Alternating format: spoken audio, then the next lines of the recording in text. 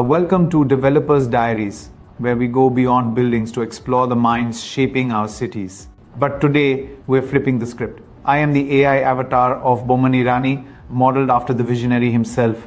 And while I may have all the data on his legacy, insights, and impact, nothing beats the real deal. So let's hear it straight from the man who's built more than just landmarks. He's built a reputation for excellence. Presenting Boman Irani. So the real Boman, let's begin with your journey in real estate. How did Rustomjee Group come into existence, and how has it evolved over the years, particularly in the luxury housing segment? Hey, thank you very much for having me here. It's quite simple. Basically, there's an old saying: when life throws you lemons, you make lemonade.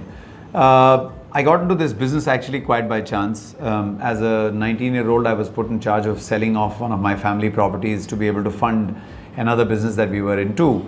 And with that, at that point of time, I met up with a whole host of developers, a whole host of brokers, architects, people who are associated with the real estate business. And the only thing that I realized was this is one of the best businesses one can be in if one has 3 or 4 things. A, you should be process driven. B, you should be, your integrity should be absolutely unchallengeable. You should be customer focused and driven to, take care of the needs of the customer. And if you have these 3 or 4 things and build a great team around it, you're able to kind of do very much. And Mumbai as a city has always intrigued me, and architecture has always been something that has somehow gotten my fancy. I still remember as a very, very young kid, I used to go and stand outside VT station and just admire the way the entire station was built. And though over years we've ravaged it in different ways, still the architecture of that space really manages to captivate you. So I think it was a good bale of all of these things that brought about or piqued my interest absolutely to get into real estate. And when we started off with the first property in a place called Dahisar. We were developing 21-25 square meters of property and building 54 apartments out there. And like I like to tell people, chairman to watchman, we had 4 people and everyone did everybody's job. We started off as a small team, and we've just been focused on one thing and one thing only. We told people when we were selling the apartments that we'd complete them in 2.5 years, and we kind of delighted them by completing in less than that. We gave every amenity that we said we would, and in spite of prices at that point in time increasing for some of the raw materials, we did not kind of pull back. The idea was to build a name or a brand for ourselves, and finally it was the fact that Rustomjee. Rustom was my father's name, and as a young man, I had a lot of ideas of things that I wanted to do or names that I wanted to use for the company and for the project. Yeah, I think it was my late mother who kind of absolutely put her foot down and said that if you do not name the project after your father, then definitely you don't have me coming to bless the project. And it was just absolute, at that point in time, not being able to kind of put better reason across to her that we chose to name our project after my father. Though I thought that was pretty age-old concept. I can tell you it was one of the best decisions we've made, because once you put your father's name, or rather a revered elder's name, or your family name, so to say, on a project, then you're going to give it your best. You're not going to allow anything to kind of come in the way. And that's how Rustomjee has progressed from step 1 to where we are today. With the one thing that is most common is customer interest is always at the center of our being, and secondly, we will do whatever it takes to keep the Rustomjee brand absolutely on the top of mind of people, and something that people desire to be in.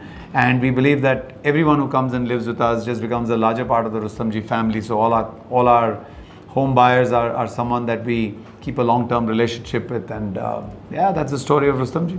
Okay, so why did the focus shift to the core Mumbai luxury market, especially considering that a decade ago you were aggressively exploring affordable markets like Vasai and Thane? So, the question is actually pointing me towards as only being a luxury developer. That is not true. We are across all 5 segments or all 5 price points of real estate, residential real estate. And that's the largest market that we serve. So we are in the affordable housing. I've got projects going on in Virar, and now something that we're starting in Dombivli. We are in the mid-mass, that is to say the 1 to 3 crore kind of bracket, where we've got projects in Thane, and now we've got projects coming up.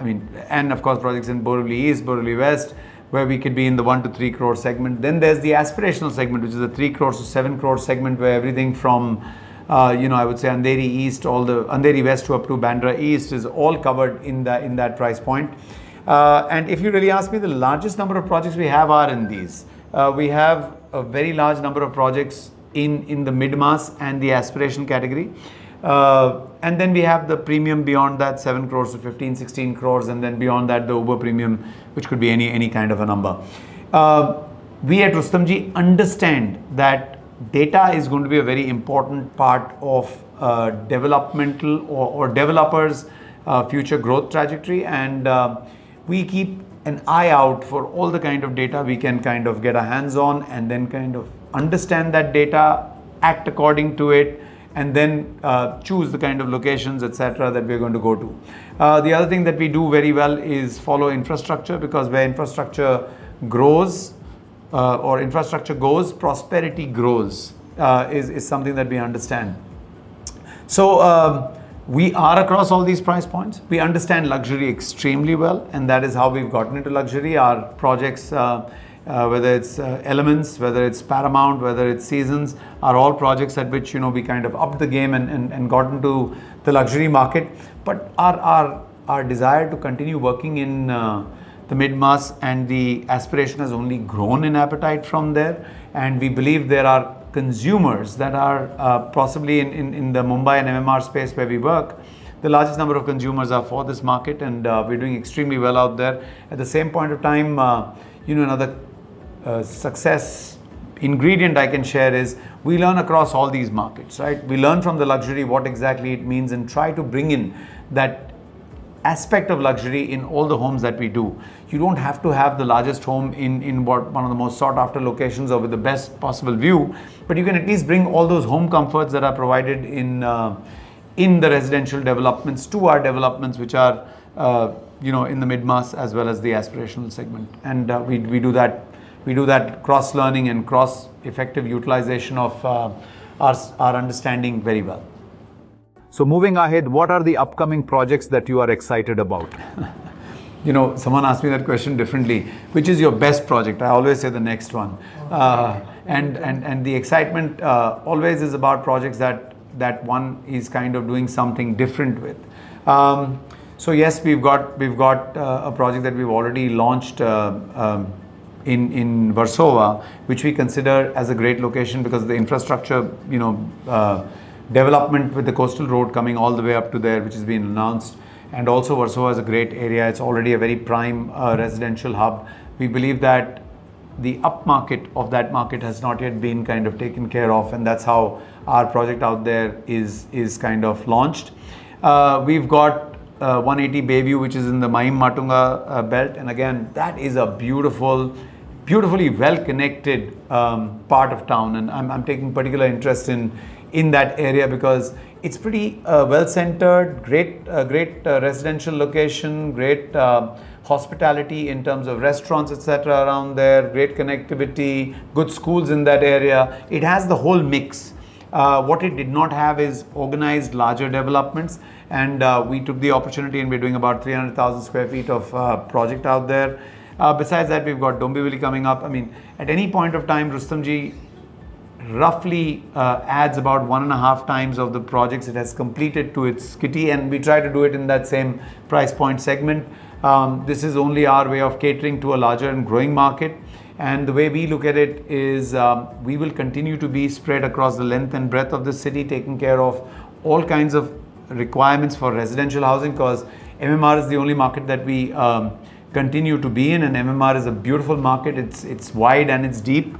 It's probably 42% of the residential sales by value across the country. So it is definitely a market that where we are well entrenched in, or where we are well respected in, or we've got great amount of brand recall. So we continue growing in this market, and we'll continue to serve this market.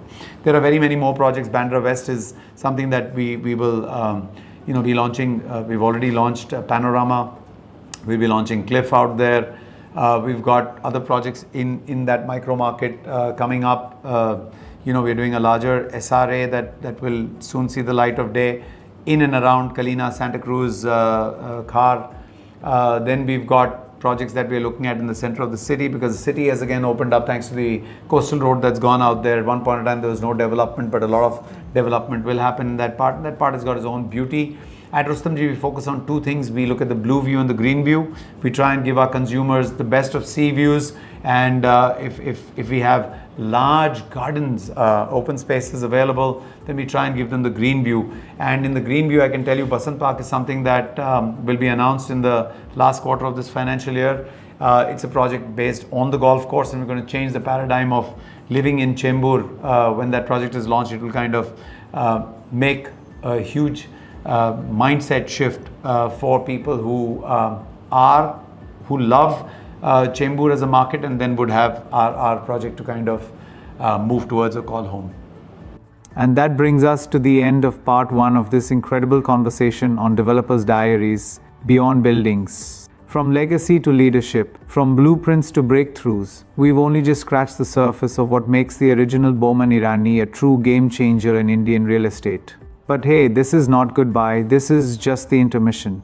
Because part 2 is where it gets even more exciting, more insights, more stories, and perhaps a few surprises too. Until then, this is AI Avatar Boman Irani, signing off with one promise: the best is yet to come. Stay tuned for part 2.